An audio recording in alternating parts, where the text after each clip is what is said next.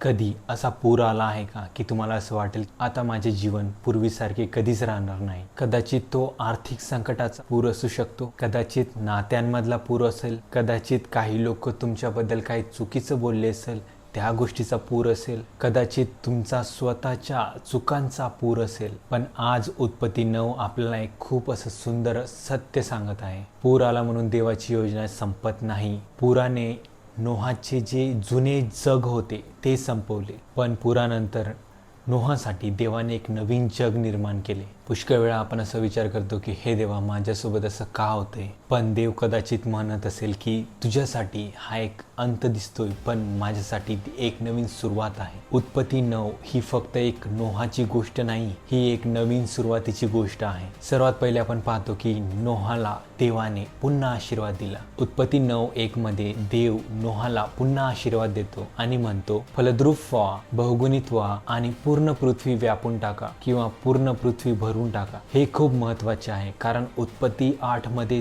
तो पूर संपतो, पण उत्पत्ती 9 मध्ये देव म्हणतो पुढे जा. नोहाने त्याच्या आयुष्यामध्ये जर मागे पाहिले असते तर फक्त त्याला पाणी दिसले असते, मागे फक्त नाश दिसला असता, मागे फक्त त्या वाईट आठवणी दिसल्या असत्या. पण देव त्याला मागे पाहायला लावत नाही. देव म्हणतो फलद्रूप व्हा, म्हणजे नोहा तुझ्या भूतकाळाने तुझं भविष्य ठरवू नको. आज असे कित्येक लोक असतील ज्यांना हे ऐकण्याची गरज आहे की तुमच्या भूतकाळाच्या बेस्टवर तुमचं फ्युचर ठरवू नका. आपल्या आयुष्यात काही लोक गेले असतील, काही संधी गेली असेल, काही पैसे गेले असतील, काही वर्ष गेली असतील, काही चुका झाल्या असतील, पण ऐका, देव अजूनही तुमच्या बरोबर आहे. आपल्या आयुष्यातला फक्त एक अध्याय संपला आहे, पूर्ण पुस्तक संपले नाही अजून. एक गोष्ट आपल्याला उत्पत्ती 9व्या अध्यायात पाहायला मिळते की देवाने नोहाला पूर्ण जग नाही दिले, त्याला एक जबाबदारी दिली. आपण नोहाची जी कथा ऐकतो, गोष्ट ऐकतो, ते ऐकत असताना फक्त त्या तारूचा आणि त्या पावसाचा, ह्या सगळ्या गोष्टींचाच विचार करतो. पण पूर संपल्यानंतर देव नोहाला फक्त एक सुरक्षित जागा नाही देत, देव त्याला एक जबाबदारी देतो. बहुगुणित व्हा, पृथ्वी भरून टाका. हा एक खूप मोठा आध्यात्मिक धडा आहे. जेव्हा देव आपल्याला संकटातून बाहेर काढत असतो तेव्हा फक्त आपल्याला आराम देण्यासाठी बाहेर नाही काढत, तो आपल्याला एका उद्देशाने बाहेर काढतो. काही लोक म्हणतात देवा मला या समस्येतून बाहेर काढ, पण देव म्हणतो मी तुला बाहेर काढेल. पण त्या बाहेर आल्यानंतर तू काय करणार? तुला जर मी आशीर्वाद दिला तर त्याचा उपयोग काय होणार? तुला जर नवीन संधी मिळाली तर त्याचा उपयोग तू कसा करशील? आज जर तुम्ही वाचवले गेलेले आहात तर देवाने तुमच्यासाठी एक काम ठेवलेलं आहे. जेव्हा आपण हा शब्द ऐकतो फलद्रूप व्हा, म्हणजे फक्त पैसा नाही. काही लोकांना फक्त डोक्यामध्ये पैसा येत असणार, विचार त्यांचे पैशाचे येत असणार. फलद्रूप होणे म्हणजे फक्त पैसा कमविणे नाही. फलद्रूप होणे म्हणजे आपल्या घरात प्रेम वाढावे, आपल्या जीवनात प्रार्थना वाढावी, आपण विश्वासात वाढावे, आपल्या स्वभावामध्ये बदल होणे. आपण जिथे जातो, काम करत असताना, दिवसभर कुठेही असू द्या, तिथं प्रकाश घेऊन जाणे. देव फक्त आपल्याला स्वतःसाठी आशीर्वाद देत नाही, कधी तो आपल्याला इतरांसाठी देखील आशीर्वादित बनवत असतो. एक गोष्ट मला तुम्हाला या अध्यायामधली बोलूशी वाटते. उत्पत्ती 9:6 या अध्यायामध्ये, या वचनामध्ये देव मनुष्याबद्दल गंभीर बोलतो, कारण मानव देवाच्या प्रतिमेत निर्माण झाला आहे. याचा अर्थ काय? आपली किंमत लोकांच्या मतांवर अवलंबून नसते. लोक म्हणतील तू काहीच नाही, पण देव म्हणतो तू माझ्या प्रतिमेत निर्माण झालेला आहे. आज लोक आपल्याला कमी लेखत असतील, लोक आपल्याला नाकारत असतील, लोक आपल्याला तुच्छ मानत असेल, पण आपली किंमत लोक ठरवत नाही. आपली किंमत फक्त देव ठरवत असतो, आपला निर्माणकर्ता ठरवत असतो. उत्पत्ती 9:4 आणि 6 मध्ये देव म्हणतो रक्त आणि जीवन याच्यातला संबंध देवाने इथं एक्सप्लेन केलेला आहे. देव रक्ताबद्दल एवढा गंभीर का आहे? बायबलमध्ये रक्त हे सर्वीकडे जीवनाशी जोडलेलं आहे. म्हणून देव म्हणतो की मानवी जीवनाचा आदर करा. आज आपण दुसऱ्याला मारत नाही, कुणाचा खून करत नाही, पण त्यांना आपण शब्दाने मारत असतो. कोणाला चिडवितो, कोणाची बदनामी करतो, कोणाला अपमानित करतो, कोणाला सोशल मीडियावर खाली खेचतो, स्पेशली इन दिस टाइम. पण एक गोष्ट नेहमी लक्षात ठेवा, ज्याला तुम्ही कमी लेखता तो देखील देवाच्या प्रतिमेमध्ये निर्माण झालेला आहे. म्हणून आपले शब्द देखील नेहमी पवित्र असावे. आता येतो या वचनातला सर्वात सुंदर भाग, म्हणजेच रेनबो. उत्पत्ती 9:12-17 मध्ये देव नोहाशी करार करतो. देव म्हणतो की मी पुन्हा या पृथ्वीचा नाश पाण्याने करणार नाही, आणि त्या कराराचे चिन्ह म्हणून देव एक रेनबो दाखवतो. इमॅजिन करा, नोहाने किती पाऊस पाहिला होता. ढग पाहिले की त्याला कदाचित भीती वाटत असेल इथून पुढे, पण देव म्हणतो ढग जरी तू पाहिले तरी माझे वचन आठव. हा एक खूप फार सुंदर संदेश आहे. देव इथं नोहाला विश्वास ठेवण्यासाठी शिकवत आहे. इथून पुढे मे बी नोहाला जेव्हा ते ढग दिसले असते तेव्हा त्या पुराची आठवण आली असती आणि त्याच्या मनामध्ये कुठेतरी भीती असते आणि त्या भीतीमुळे कुठेतरी तो जो रेनबो होता तो गॉडने त्याला दाखवला आणि सांगितलं की इथून पुढे मी कधीही पाण्याने नाश करणार नाही. म्हणजेच देव आपल्याला भीतीच्या जागेला विश्वासाच्या जागेमध्ये बदलू शकतो. पूर्वी जिथं आपल्याला भीती वाटायची तिथे आता आपण देवाचे वचन आठवू शकतो. पूर्वी जिथे तुम्ही रडत होते तिथे एक दिवस तुम्ही म्हणतील इथे देव माझ्या बरोबर होता.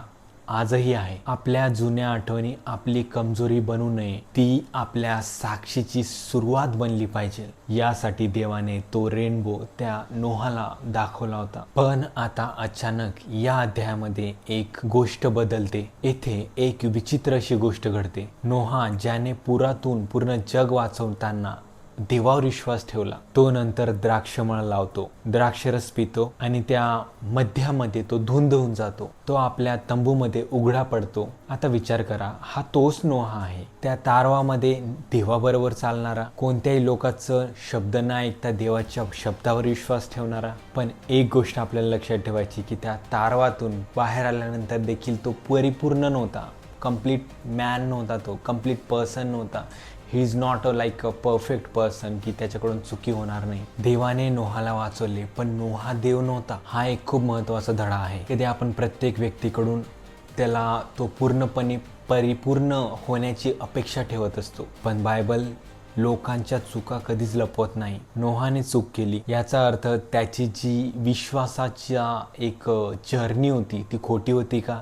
नाही, याचा अर्थ तसा होत नाही. याचा अर्थ असा आहे की देवाचा माणूस असणे म्हणजेच कधीच चूक करणं असे नसतं, पण चूक झाल्यानंतर देवाकडे पुन्हा येणं हे खूप महत्त्वाचे असते. म्हणून एखाद्या व्यक्तीच्या छोट्याशा चुकीवरून त्याचे संपूर्ण जीवन आपण कधीच ठरविले नाही पाहिजे. आपण दुसऱ्या व्यक्तींना कधीच जज नाही केले पाहिजे, कधीच कोणाचा न्याय नाही केला पाहिजे आणि स्वतःकडून चूक झाल्यानंतर असं कधीच म्हटलं नाही पाहिजे आपण की आता देवाने मला सोडून दिलेलं आहे. देव अजूनही आपल्यावर कृपा करणारा देव आहे. हामाने आपल्या वडिलांची अवस्था पाहिली आणि त्याने ती गोष्ट बाहेर सांगितली. साम आणि याफेत यांनी आपल्या वडिलांचा अपमान नाही केला. त्याने वस्त्र घेतले आणि मागे चालत जाऊन त्यांच्या वडिलांना झाकले. इथे एक खूप मोठा धडा आहे. दुसऱ्यांची कमजोरी पाहिल्यावर, दुसऱ्यांची चुकी पाहिल्यावर तू काय करतो, आपण काय करतो? त्याचा व्हिडिओ बनवणार का? त्याची मजा घेणार की त्यांना झाकतो? प्रेम जे असते त्या समोरच्या व्यक्तीची जी कमजोरी असते त्याला उघड करत नाही, तर त्या कमजोरीला ते झाकत असतं. याचा अर्थ पाप लपवा असा नाही, पण एखाद्या व्यक्तीच्या चुकीचा तमाशा केला नाही पाहिजे. आज लोकांना दुसऱ्यांची चुकी पाहायला खूप आवडते, पण येशूने आपल्याला काय शिकवलं आहे? दया, क्षमा, प्रेम करणे. आजपासून आपण एक निर्णय घेऊ, मी दुसऱ्यांच्या पापावर, दुसऱ्यांच्या चुकीवर आनंद करणार नाही, कारण तो आज पडला आहे, उद्या आपण देखील पडू शकतो. त्यानंतर आपल्याला या अध्यायामध्ये पाहायला मिळतं की नोहाच्या घरामध्ये देखील समस्या आली. हे खूप महत्त्वाचे आहे. नोहा देवाचा माणूस होता, तरी त्याच्या घरात समस्या आली. त्यामुळे जर आपल्या घरामध्ये आज समस्या असेल तर असे म्हणू नका की देव माझ्या बरोबर नाही आहे. देवाच्या लोकांच्या घरात देखील संघर्ष असू शकतो, पण देवाची उपस्थिती जर आपल्या घरामध्ये असेल तर त्या चुकीद्वारे देखील आपण खूप काही गोष्टी शिकू शकतो. हा पूर्ण अध्याय आपल्याला एक इशारा देतोय. पुरातून वाचणे पुरेसे नाहीये,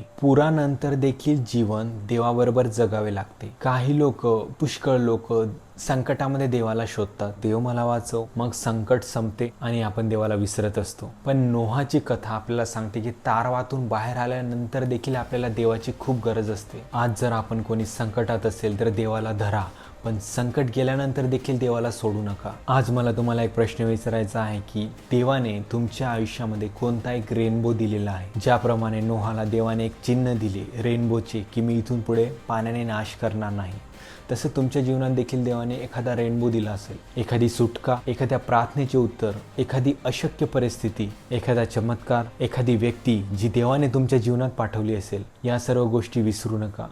माझ्यासाठी BSc नर्सिंग पास करणं आणि MSc नर्सिंग पास करणं आणि आज जे काही देवाने मला आशीर्वाद दिला आहे, ह्या सर्व गोष्टी माझ्यासाठी एक रेनबो म्हणून आहे, जे की मला देवाची आठवण देते की देव माझ्यासोबत होता आहे आणि नेहमी राहणार. जेव्हा संकट येत असतं आपल्यावर, तेव्हा आपण फक्त प्रेझेंट गोष्टी, आजच्या गोष्टी पाहत असतो, पास्ट विसरून जातो आपण. पण जो विश्वास आहे तो म्हणतो देवाने जे काल माझ्यासाठी केले होते ते आज देखील तो माझ्यासाठी करेल आणि इथून पुढे देखील तो माझी मदत करेल. आज आपल्या आयुष्यात कोणताही पूर असू शकतो.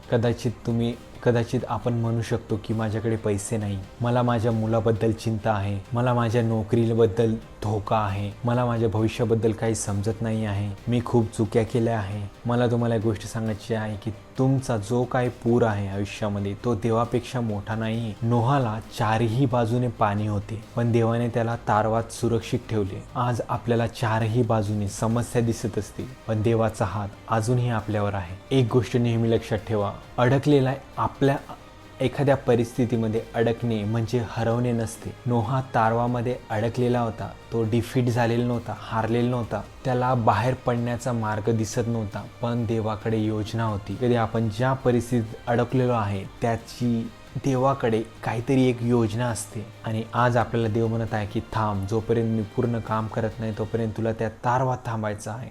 आणि एकदा का माझं काम पूर्ण झालं तर त्या तारवातून, त्या परिस्थितीतून तुला मी बाहेर काढेल. देवाची वेळ ही खूप महत्त्वाची असते. देवाने आपल्याला ज्या ठिकाणी ठेवलेले आहे तोपर्यंत आपण त्या ठिकाणी विश्वासू राहायला पाहिजे. आपण म्हणतो देव मला लगेच बाहेर काढ, बस आता माझ्याने नाही होणार. देव म्हणतो विश्वास ठेव. आपण म्हणतो देवा मला पुढचे 5 वर्ष दाखव, काय होणार माझ्यासोबत. देव म्हणतो उद्यासाठी माझ्यावर विश्वास ठेव. जर उत्पत्ती 9ला मला एका वाक्यात सांगायची असेल तर मी एकच गोष्ट म्हणणार, देव आपल्या भूतकाळातील जी काही राख आहे, आपल्या आयुष्याची राख झालेली आहे, त्यामधून देव आपले एक नवीन भविष्य उभारू शकतो. नोहाचे जुने जग गेले पण त्याची योजना गेली नाही, पण देवाची योजना गेली नाही. नोहाची परीक्षा संपली पण त्याची जबाबदारी सुरू झाली. पूर संपला पण देवाचा करार सुरू झाला. ढग आले पण त्यामध्ये रेनबो देखील आला. कमजोरी पण आली पण देवाची कृपा तिथं देखील होती. आज आपण एक नवीन निर्णय घेऊ. पहिला निर्णय, मी माझ्या भूतकाळात कधीच राहणार नाही. जे झाले ते झाले, मी इथून पुढे देवाबरोबर पुढे चालणार. दुसरा निर्णय, मी देवाचे वचन कधीच विसरणार नाही. जरी आयुष्यामध्ये माझ्या कितीतरी ढग आले तरी मी तो देवाचा रेनबो आठवणार. समस्या आली तर मी देवाचे वचन आठवणार. तिसरा निर्णय, मी दुसऱ्यांच्या कमजोरीवर कधीच हसणार नाही. मी दया दाखवेल, मी प्रेम दाखवणार आणि मी क्षमा करेल. कदाचित आज आपल्या जीवनात खूप सारे ढग असतील, पण याचा अर्थ असा नाही की देवाने आपल्याला सोडून दिले आहे. कदाचित तुम्हाला आज काहीही दिसत नसेल, पण देव आजही काम करत आहे. कदाचित आज तुमचा सर्व जुना संसार तुटलेला असेल, पण देव आजही देखील नवीन सुरुवात करू शकतो. कदाचित तुम्ही म्हणत असाल की माझे जीवन संपले आहे, पण देव म्हणतो की नाही, अजून बाकी आहे. लक्षात ठेवा, पुराने नोहाला संपवले नाही, पुराने नोहाच्या जुन्या जगाला संपवले. देवाने नवीन सुरुवात दिली. म्हणून आज आपल्या जीवनात कितीही पाऊस आला, कितीही अशक्य अशी परिस्थिती दिसली, नेहमी हे शब्द लक्षात ठेवा, देवाने मला इथपर्यंत आणलेला आहे, तो इथून पुढे देखील तुम्हाला घेऊन जाणार. या माझ्यासोबत आज घोषित करा की हा जो पूर आहे तो आमचा शेवट नाही आहे आणि देवाबरोबर आमची एक नवीन सुरुवात होणार आहे. आमेन.